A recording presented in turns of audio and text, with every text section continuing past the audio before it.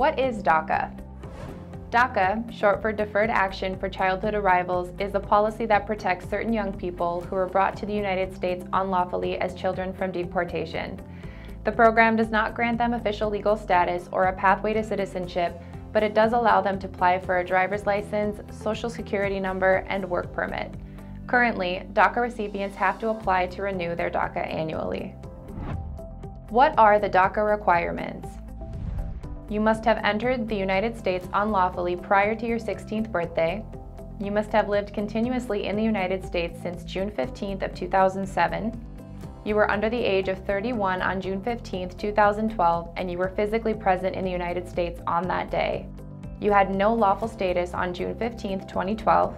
You have completed high school or a GED, have been honorably discharged from the armed forces, or are enrolled in school.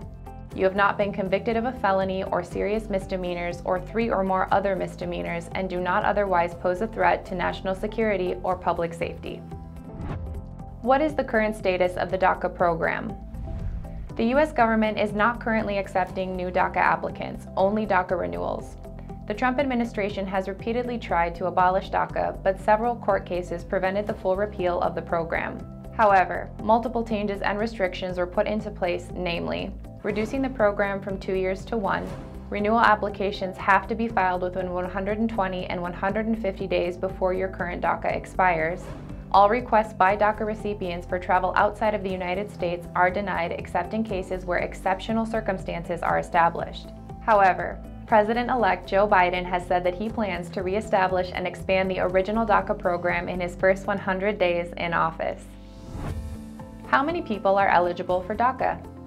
The number of eligible DACA recipients is estimated to be around 1.7 million, but as of March 2020, only 800,000 people were enrolled in the program.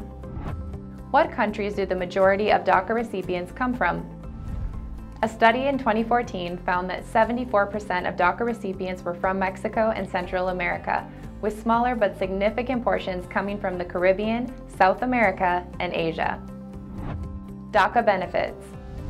DACA recipients are projected to contribute over $5.6 billion annually in federal taxes and $3.1 billion in state and local taxes.